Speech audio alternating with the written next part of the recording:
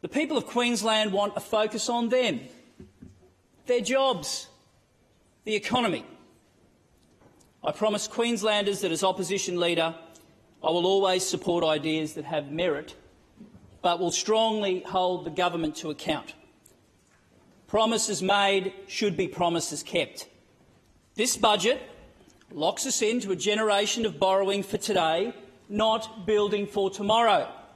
Government must ensure that Queenslanders have access to the best possible health care, the most effective education system and a fair judicial system. The government went to the election having not delivered a budget in over 500 days. When the government sought a mandate from the public, it repeatedly used the figure of $4 billion. Nowhere was a request of $28 billion ever whispered. Not once, Mr Speaker. This is a broken promise. Government is a two-way street. Governments only operate with the consent of the governed, and that consent can only be validly given when it is informed. The government seems incapable of acknowledging that the seeds of Queensland's economy's weakness were planted well before COVID-19 struck. Labor has rolled the dice on debt, but it's to put fuel in cars and pens on desks, not roads to ease congestion and dams for economic opportunity. Queensland will borrow an additional $28 billion, and yet the value of the state is stagnant.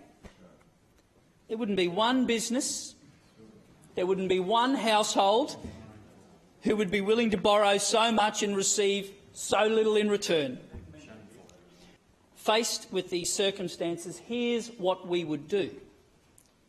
We would repair the relationship with Canberra and the nation's largest local government, right here in Brisbane, to kickstart co-funded projects immediately. With unemployment forecast to be the highest in the nation, the economy is crying out for stimulus now, not in 2 or 3 years' time. Today, I call on the government to fast-track spending on projects so Queenslanders can get back to work. Of course, there is a bring-forward cost of building sooner. Part of the government's strategy of pushing things into the distance is to avoid making the tough decisions. Projects like the Coomera Connector have funding of over $1.5 billion, but around half is beyond the next 4 years. We will see next to no progress for over a year. Those opposite say their planning timeframes can't be changed. As Recovery Minister, I witnessed how quickly infrastructure can be mobilised during a disaster. Mr Speaker, we are in the midst of a jobs disaster. It's time to mobilise the Queensland spirit to get our state back to work. We must begin preparing the groundwork now for the construction of necessary infrastructure. The investigation of incentives to promote business growth and the possibility of industry relocation to accommodate changing patterns of work. This fresh approach is vital to ensure that we are able to capitalise on changing circumstances.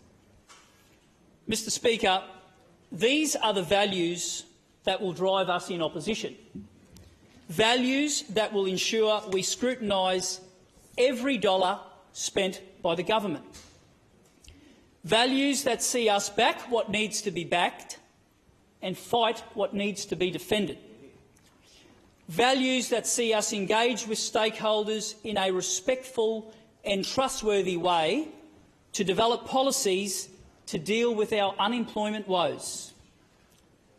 Mr Speaker, Queensland is a different place to that of 60 years ago. But what's not is the hand we've been dealt. We still have the best land waiting for agricultural expansion. We still have the best minerals waiting to be mined. We still have the best rainfall waiting to be harvested. We still have the best environment waiting to be enjoyed. We still have the best mines waiting to research. Mr Speaker, the Queensland we want is one where we return to our rightful position as the economic powerhouse.